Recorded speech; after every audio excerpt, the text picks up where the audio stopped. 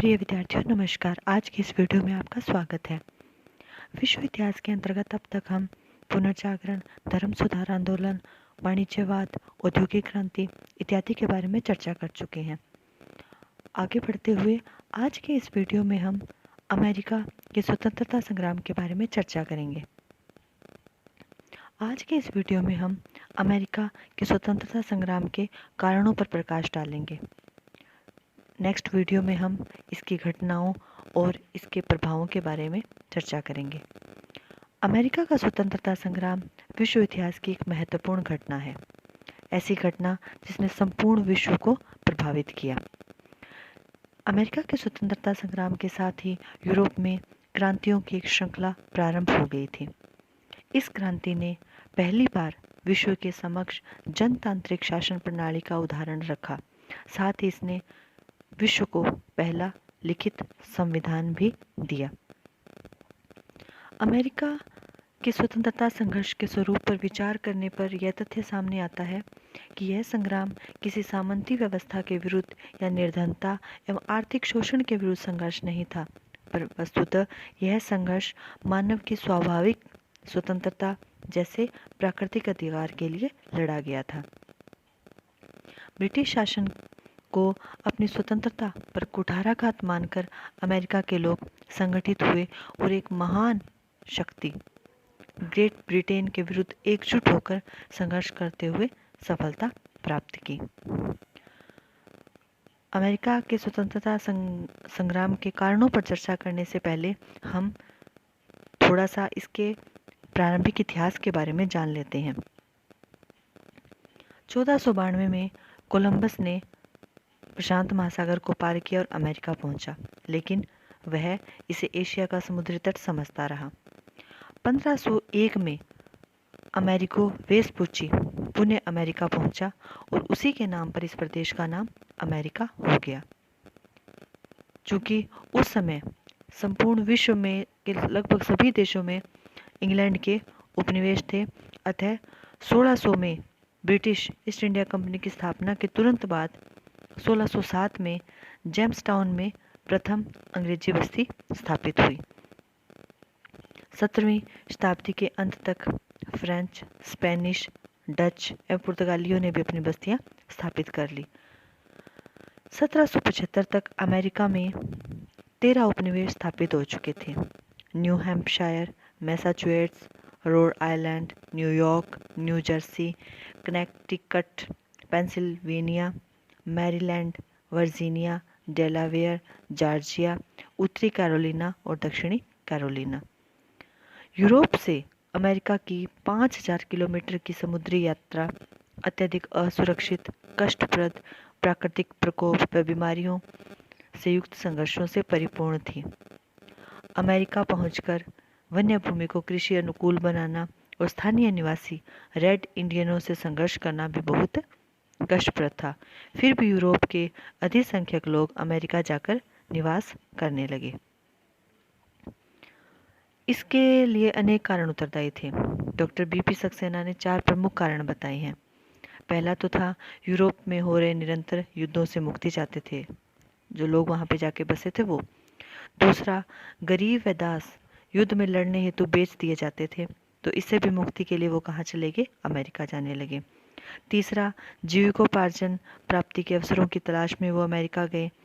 और चौथा, चर्च व धार्मिक उपद्रवों से त्रस्त यूरोप के लोग स्वतंत्र व नियंत्रण मुक्त होकर ईश्वर की आराधना हेतु शांति के वातावरण की तलाश में अमेरिका आए। तो इस प्रकार वो लोग, यूरोप के जो लोग थे, वो अमेरिका जाकर बस गए।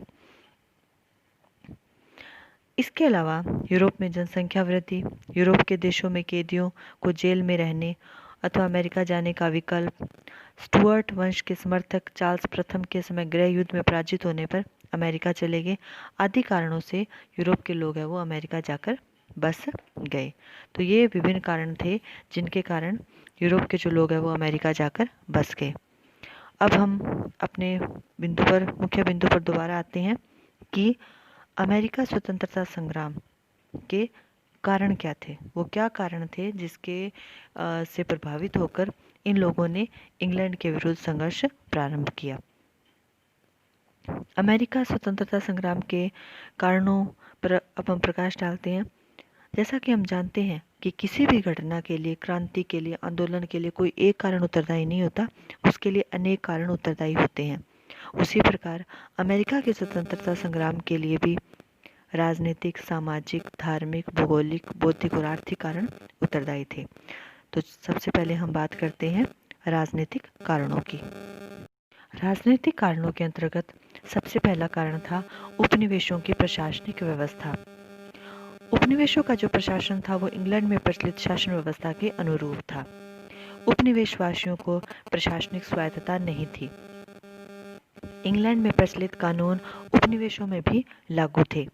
न्याय व्यवस्था सामान्य कानून एवं जूरी व्यवस्था पर आधारित थे। अधिकांश प्रमुख पदों पर अंग्रेजों को ही नियुक्त किया जाता था। प्रत्येक उपनिवेश के प्रशासन का प्रधान इंग्लैंड के राजा द्वारा नियुक्त गवर्नर होता था, जिसे अनेक विशेषाधिकार प्राप्त थे, लेकिन वह उपनिवेशवासियों के प्रति उत्तरदायी नहीं था। दूसरा प्रमुख कारण था जॉर्ज तृतीय का निरंकुश शासन। उस समय ब्रिटिश सम्राट जॉर्ज तृतीय था। ब्रिटिश सम्राट जॉर्ज तृतीय की निरंकुश शासन व्यवस्था ने भी विद्रोह को बढ़ावा दिया। वह मंत्रिमंडल की अनदेखी करके अपना व्यक्तिगत शासन चलाता था। उसने उपनिवेशों के प्रति अनुदार नीति अपनाई।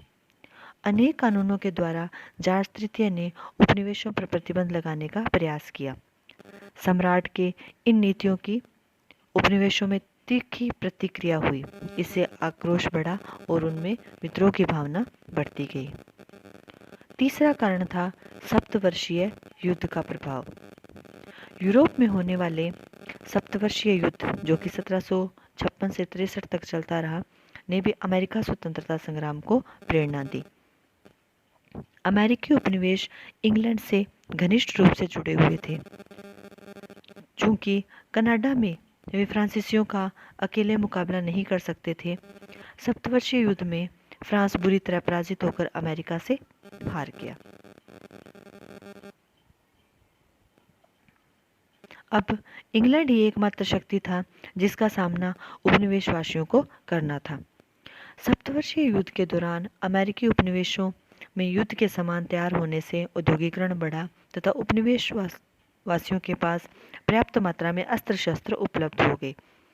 फलतः वे इंग्लैंड के साथ युद्ध करने के लिए तैयार हो गए। इसलिए कहा जाता है कि सप्तवर्षीय युद्ध में इंग्लैंड की विजय से ही अमेरिका का इतिहास आरंभ होता है। अब हम बात करते हैं सामाजिक धार्मिक कारणों की। पहला इसमें कारण था सामाजिक संरचना में अंतर।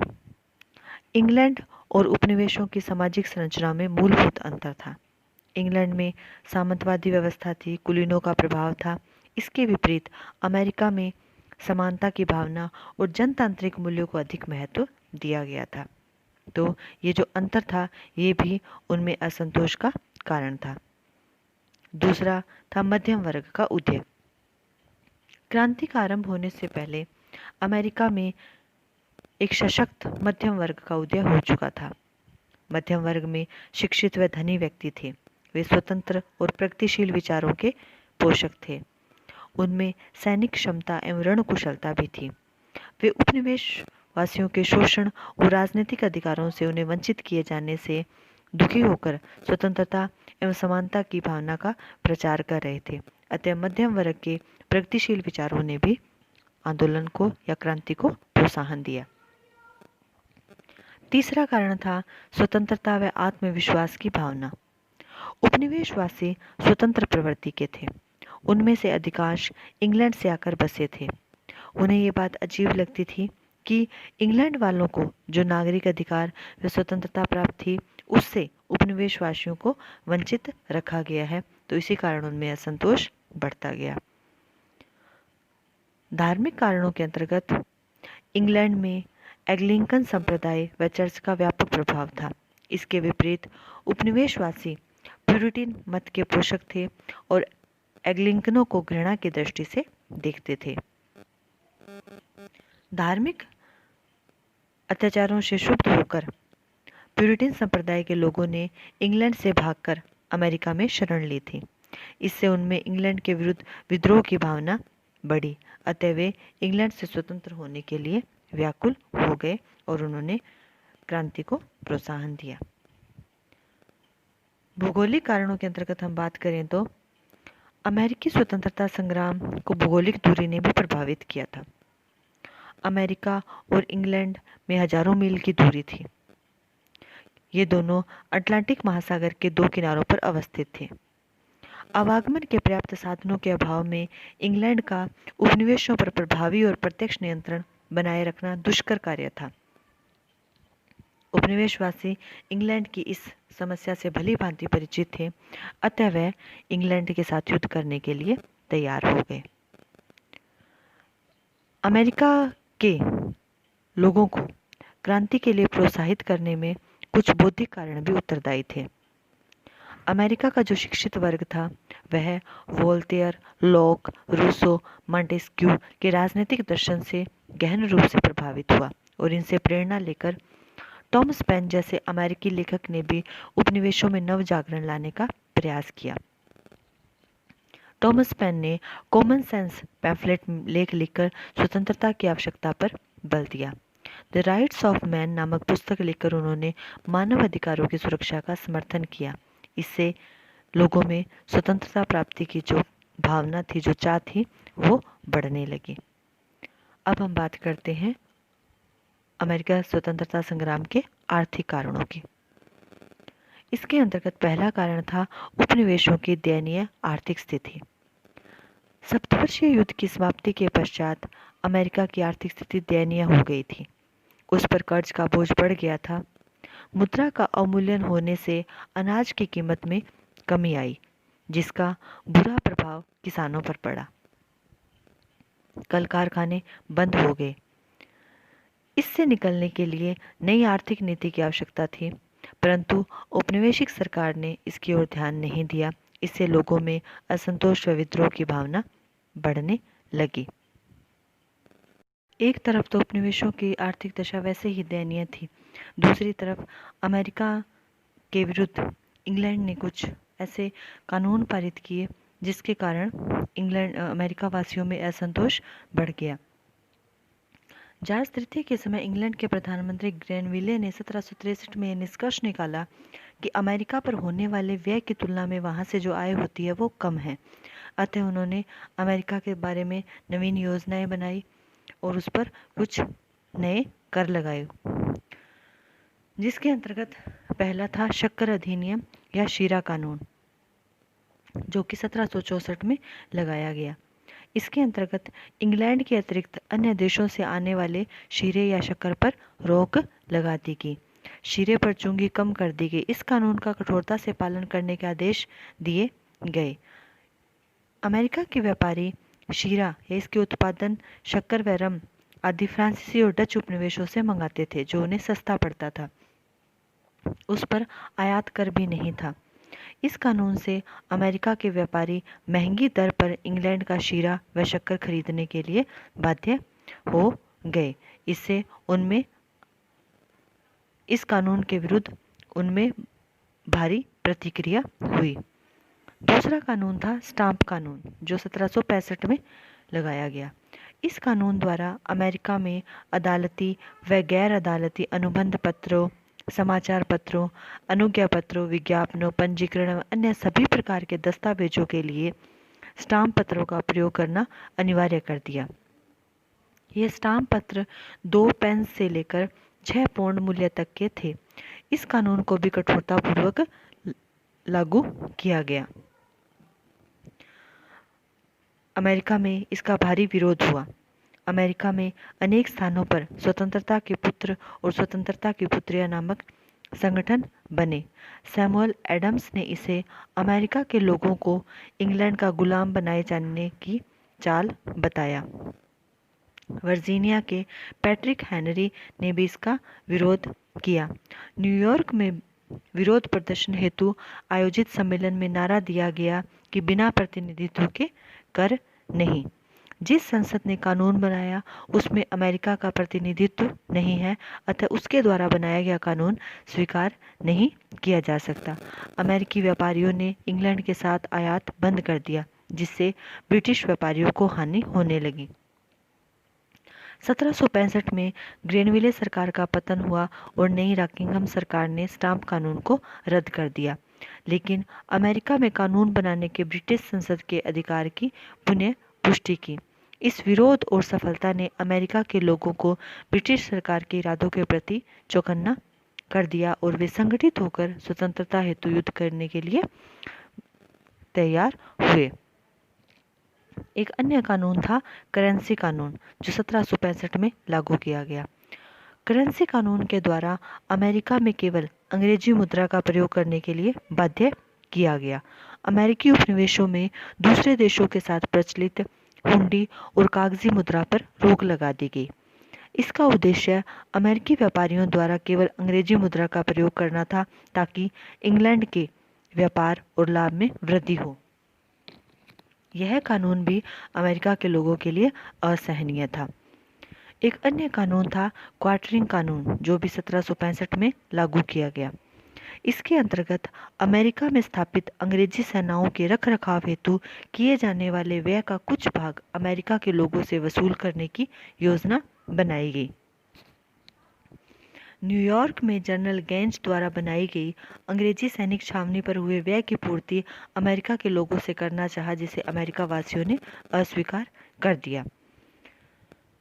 उपयुक्त करों ने अमेरिका के लोगों को चुपचाप न बैठे रहने के लिए प्रेरित किया।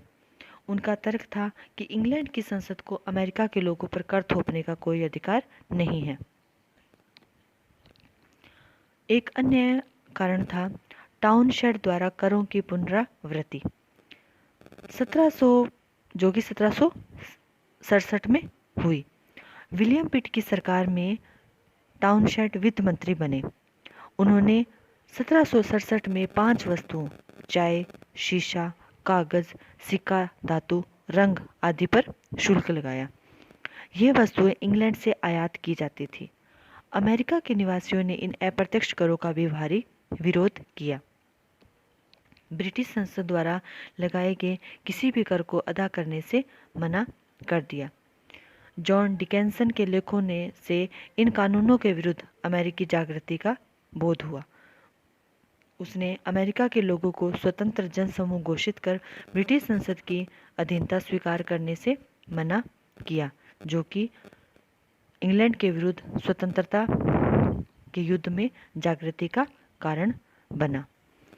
तो ये प्रमुख कर थे जिन्होंने उपनिवेशवासियों को इंग्लैंड के विरुद्ध संघर्ष करने के लिए प्रेरित किया। अब हम बात करते हैं अमेरिका के स्वतंत्रता संग्राम के तात्कालिक कारण की। इसका तात्कालिक कारण था बोस्टन टी पार्टी। अमेरिका के स्वतंत्रता संग्राम का तत्कालिक कारण बोस्टन टी पार्टी।